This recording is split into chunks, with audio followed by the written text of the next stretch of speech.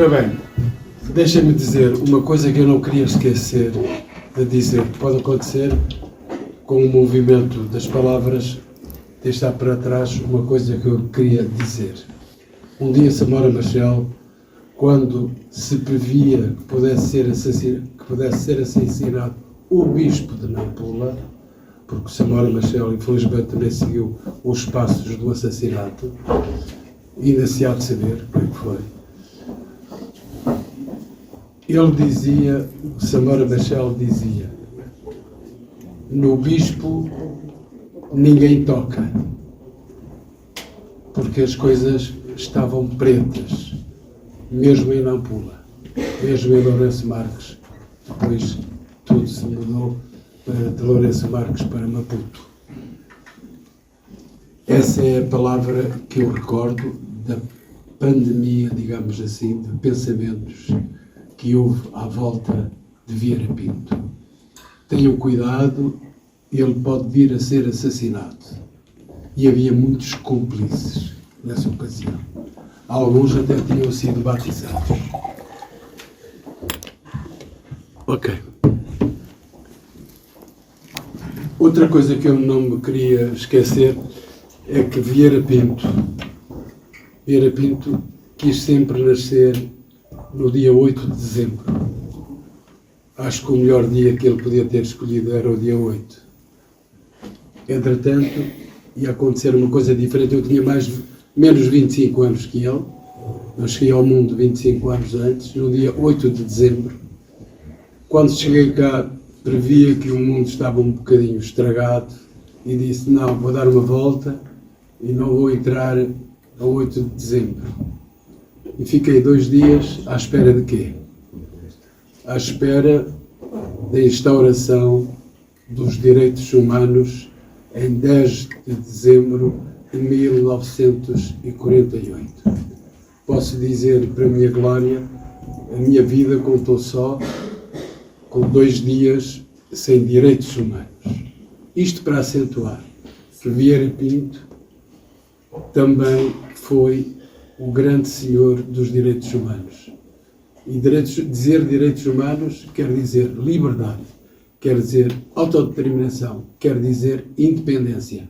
Não foi para outra coisa que ele percebeu os sinais dos tempos, que ele percebeu no movimento para um mundo melhor que a missão que ele tinha era de restituir a alegria do universo ao convívio, à convivialidade.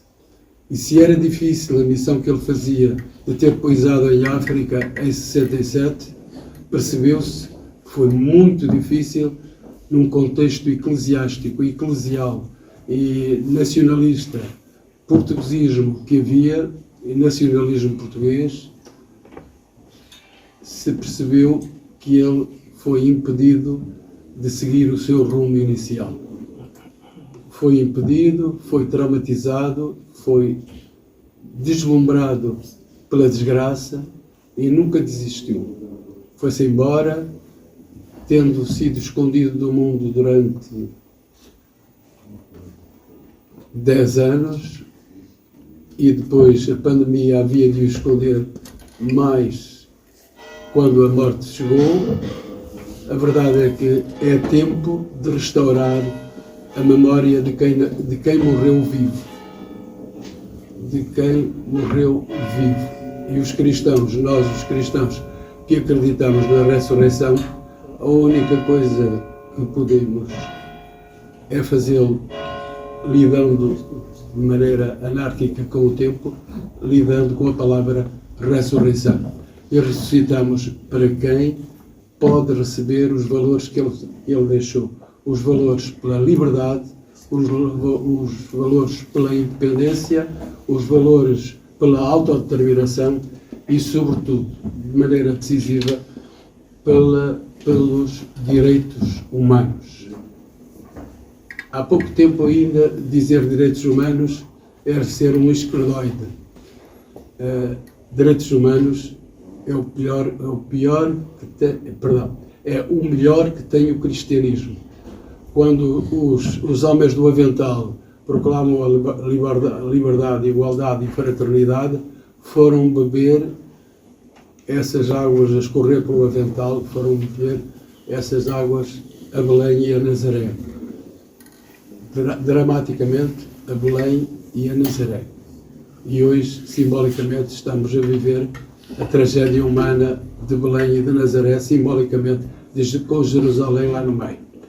Mas, a completar as minhas palavras, eu gostava de ouvir e de ver levantado no nosso meio pelo menos 3 figuras que trouxemos aqui, e o que eu tenho o prazer de trazer aqui, por condução dos nossos espaços. O Dr. Luís Sá, assim é chamado na obra, o Dr. Luís Sá, a quem nós dedicamos o livro, um ex-comandante da Frelimo, primeiro sacerdote da Sociedade Missionária Portuguesa, ex-comandante da Frelimo, que gostaria que ele, que hoje é médico neurologista,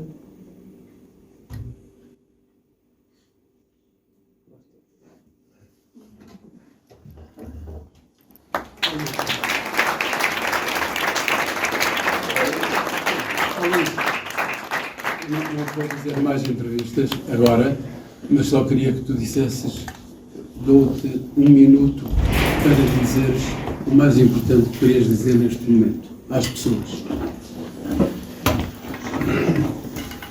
Eu fui um missionário para Moçambique e uma das ideias que eu levava e tinha percebido que a evangelização era libertar os povos e promovê-los. Cheguei ao momento em que percebi que a Igreja não estava a fazer isso e que colaborava basicamente até com a colonização e a opressão. Quando veio a Frelimo, naqueles momentos após o 25 de Abril, depois de 3 meses, quando os estádios começaram a encher-se de pessoas, eu tive a ilusão que tinha chegado o Messias e o povo estava a ser libertado. E depois, como também vivemos aquele momento da expulsão do bispo e a sanha dos colonizadores brancos, eu disse assim, bom, e a própria igreja dividida, estou do lado errado. Eu vou para eles, porque eu vim para libertar o povo. E foi isso. E segui caminho, meti-me no comboio, fui até ao Malawi, por aí fora, e acabei por, mais tarde, bem, também, e não é por aqui que eu vou libertar o povo, porque as pessoas, afinal, muitos deles são oportunistas e a minha vida aqui também é capaz de estar a correr algum risco. E foi isso.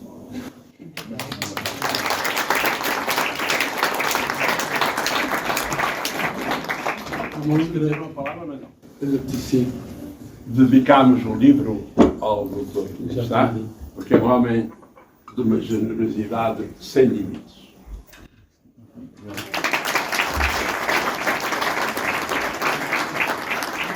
Vou dizer mais um pormenor do Luís.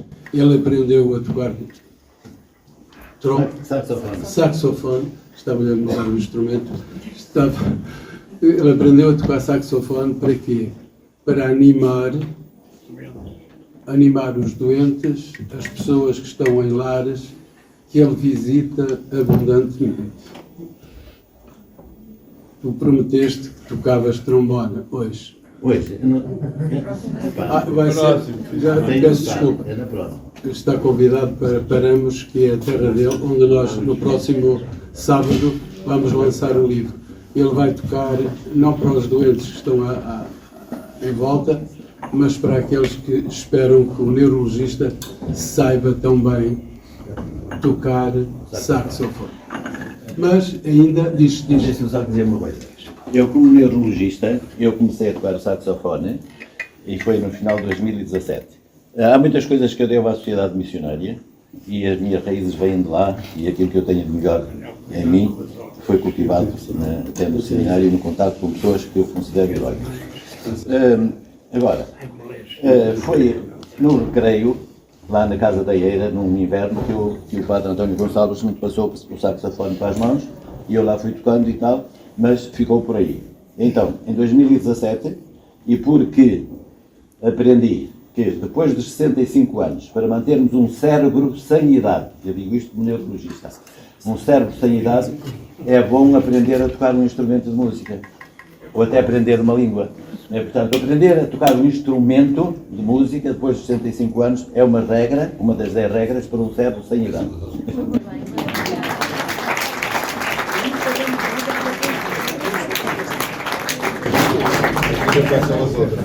Já agora, e vou terminar dentro em breve, porque o Amadeu, aliás o Dom Januário, chamou-me oportunamente, chamou-me às horas, chamou-me a cuidar das horas. O Ciro tem-se encarregado de nos vender as horas, mas é preciso, são 6 horas ou 6:05, é preciso neste momento não queimarmos o tempo.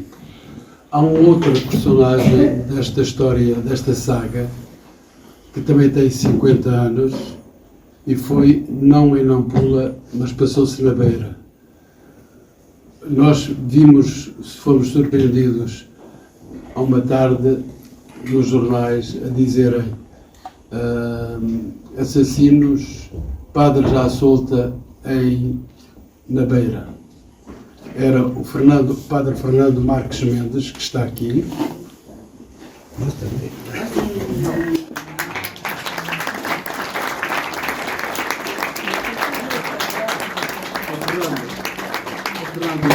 Em 2 passos, que nós não conseguimos. Então, para não atrasar muito, eu gostaria de dizer o seguinte: o Dom claro que ele era o administrador apostólico quando eu cheguei à Beira. Fala um bocadinho mais. E todo o meu processo na Beira foi com ele e depois com o seu sucessor, o Dom Altino. Mas quando ele veio, regressou a Portugal, já debilitado, ele passou a viver no seminário de Vilar. Mais tarde passou para a Casa da Torre, Foi para a casa da Torre. Mas eu visitei-o, quer num lado, quer no outro, quando foi para a Casa da Torre, junto ao Palácio Cristal, ele já estava muito debilitado.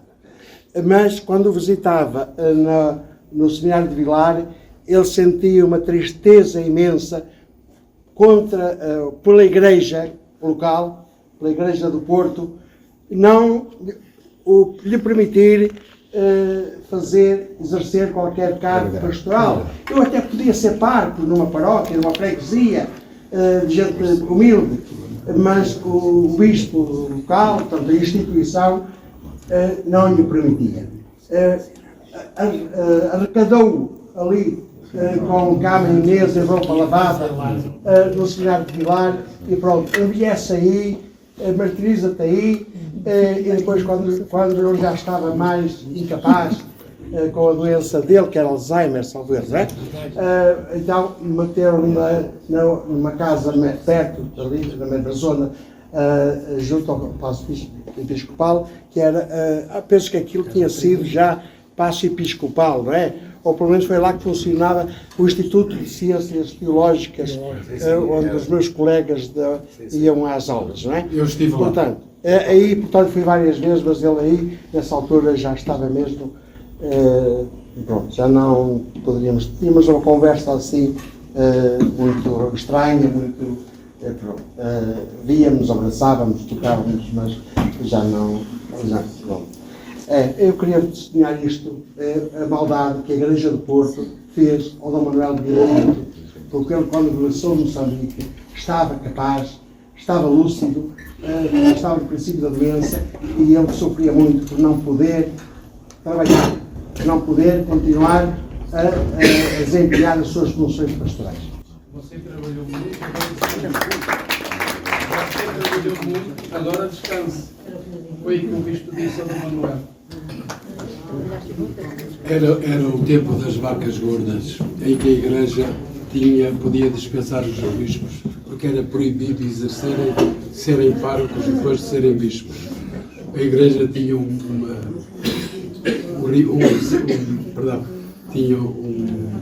proposta a dizer, como a gente pensa cá fora, diz assim: já não podemos exercer aquilo que queremos mas aquilo que nos mandam fazer, mesmo não fazer. Mas para fechar palavras, há um outro herói desconhecido que ainda anda a mexer, está há mais de 60 anos em Moçambique. Foi para lá naquela leva de maluqueira que deu aos alunos de teologia, de irem correr atrás de um bispo que era muito novo, muito experimentado pelo seu exercício de vontade, e o Zé Luzia, assim ele é chamado, o Zé Luzia, foi por aí fora, armou-se em alma negra e até hoje nunca mais foi expulso de Moçambique 3 meses depois da independência. Andou com a língua à solta durante muito tempo, ainda agora a dificuldade é travar na língua. Por isso, Zé Luzia, dou-te minuto e meio. Tenho sorte, porque ele tinha-me dito que não me dava nem meio minuto. Mas eu... Não, mas eu acho que toda a gente me está a ouvir. Aqui, então daqui, não. Toda a gente me está a ouvir, não precisa de microfone. Já que me obrigam as tecnologias. Não, uma coisa muito simples, que eu tinha dito ao Manel Vilas Boas, que em Barcelos faltou dizer uma coisa muito importante. E há uma frase, que é: eu para vender o meu peixe eclesial, não é eclesiástico, ou eclesial, o meu livro Uma Igreja de Todos e de Alguém, precedido da Igreja das Palhotas, e seguido, estou a aproveitar a ocasião para publicidade, seguido do Manuel Vieira Pinto, o visionário de Nampula, não só o profeta não sei de Amarante, o visionário de Nampula, que o atual reitor da Universidade, Eduardo Mondlane, quando eu anunciei o título O Visionário de Nampula, o Jorge Ferrão me disse: não, para Zé Luzia, não, o Visionário de Moçambique. Eu disse: não, olha, a capa já está feita, fica muito cara a mudar. E foi a partir da Catedral de Nampula, por onde o Salazar o mandou, pensando que os pretos não o iam entender, foi a partir dali que ele foi verdadeiramente profeta.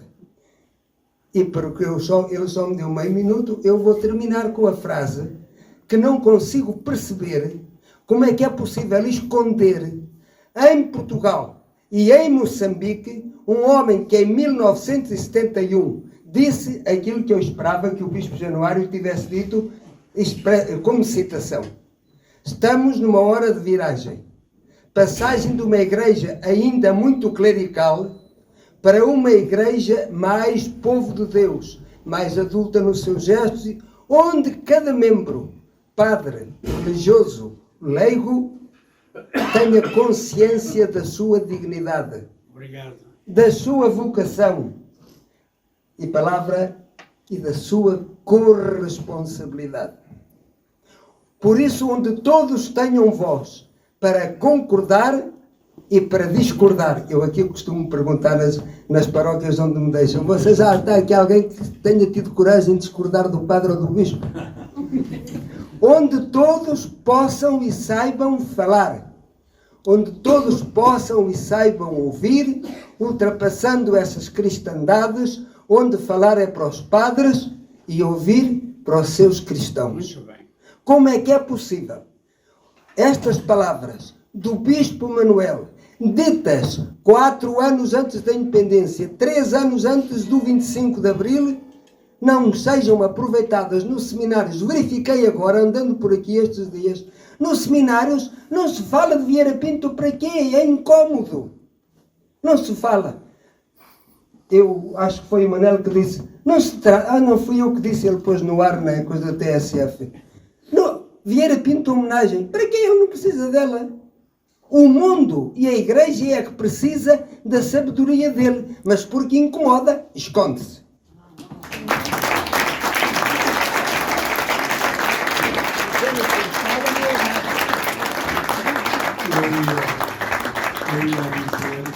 Respeitando a liturgia, ia a dizer palavra de José Luzia.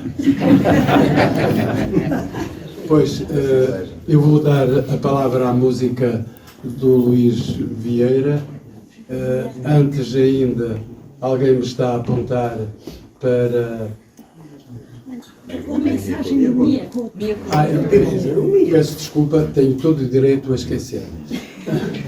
dos direitos humanos. Vamos ouvir o Miyakoto, a última mensagem que vamos lançar aqui. Eu sou o Miyakoto, sou um escritor de Moçambique e queria dizer 2 palavras sobre alguém que merece muito mais do que eu possa dizer. Manuel Ferreira Pinto foi alguém que existiu na minha casa desde a infância como uma referência moral.